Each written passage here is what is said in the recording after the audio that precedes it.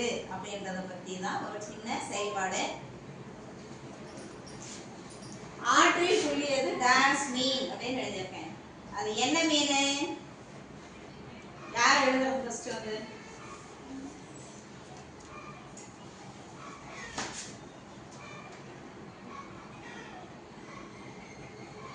நல்லா பாரு. அது என்ன, எப்படி வாசிக்கிறது? ஆற்றில் துள்ளியது வலை மீனா வாழை மீனா? வாழை மீனா வலை மீனா? வாழை மீன். சரியா? ஆற்றில் துள்ளியது வாழை மீன். சரி பேப்பர். ஆற்றில் துள்ளியது என்ன மீன்? வாழை மீன். உண்ண பயன்படுவது டாஸ் இலை. என்ன இலை? நிறமை வாங்க.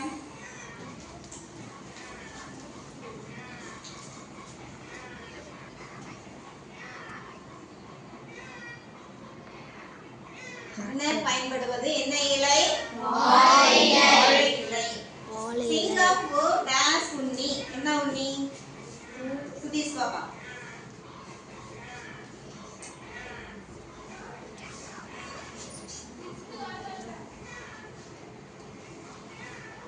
சிங்கப்பூர் ஊன் உண்ணி. எந்த இன் போடணும்? ரன்னகம் போடணும். எந்த இன் போடணும்? ரன்னகம். சரி விகித டாஸ் உன். யார் எழுதுறது? பிரதீஷ்மா. சரி விகித டாஸ் உன்.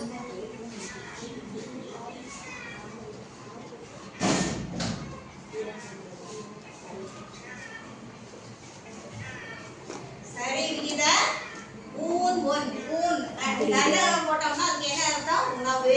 தன்னகம் போட்டோம்னா என்ன அர்த்தம்? உணவு. அடுத்து தந்தையை டாஸ் இத்தான் அப்படின்றது. இந்த இடத்துல என்ன போட்டா சரியா இருக்கும்? யார் வருது? இந்த இடத்துல என்ன போடுறது? யார் வருது? மௌசிகா வாங்க.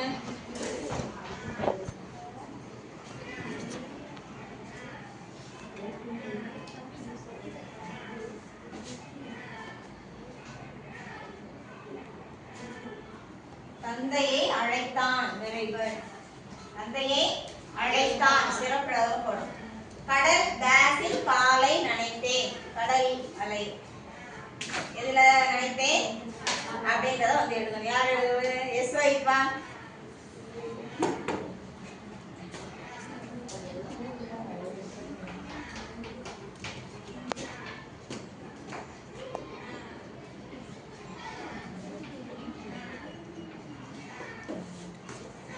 இந்த லை சரியா? மேல் நோக்கி அழகாக போட்டுருக்காங்க. சரியா? எந்த லை வரணும்? மேல் நோக்கி அழகாக வரணும். கடல் அலையில். அலை மேல் நோக்கி அழகாக அல்லது ஒற்றல் அகரம். அடுத்தது சிரம் என்பது என்னது? சிரம் என்பது என்ன அப்படின்னு யார் எழுதுறது? புரியுதுவாங்க.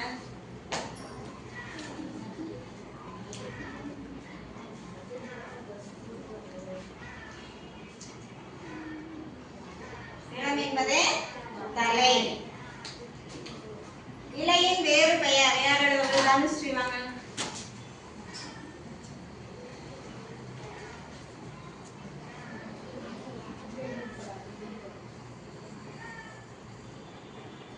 Very good.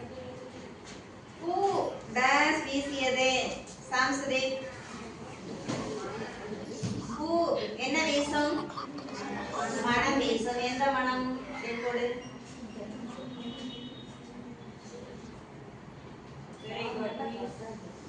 அடுத்தது என் டாஸ் இயக்கப்பட்டது.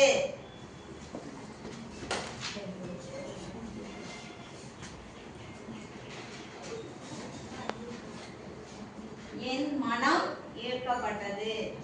பூ மனம் வீசியது. என் மனம் ஈர்க்கப்பட்டது. இது டனகரம். இது ரன்னகரம்.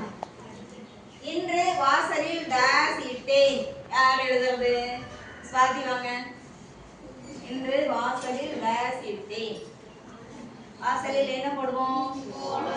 எழுதுங்க.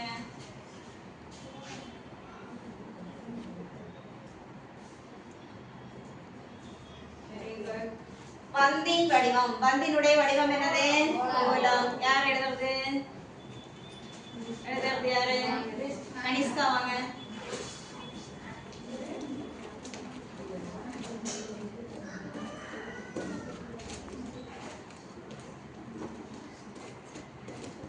வடிவம் என்னது?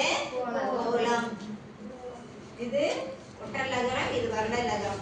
உங்களுக்கு புரியுற மாதிரி சொல்லணுமா? இது மேல் நோக்கிய லகரம், இது கீழ் நோக்கிய லகரம். இது மாதிரி நிறைய நீங்க வாக்கியங்களை நீங்களாவே எழுதி எழுதி பழகுனீங்கன்னா தான் இந்த வயன்மொழி பிள்ளைகளே உங்களுக்கு எழுதும் பொழுது வாக்கியத்துல வரவே வராது. வயன்மொழி பிள்ளைகளே இல்லாமல் நீங்க சரியாக வாக்கியத்தை எழுத முடியும். ஓகேவா?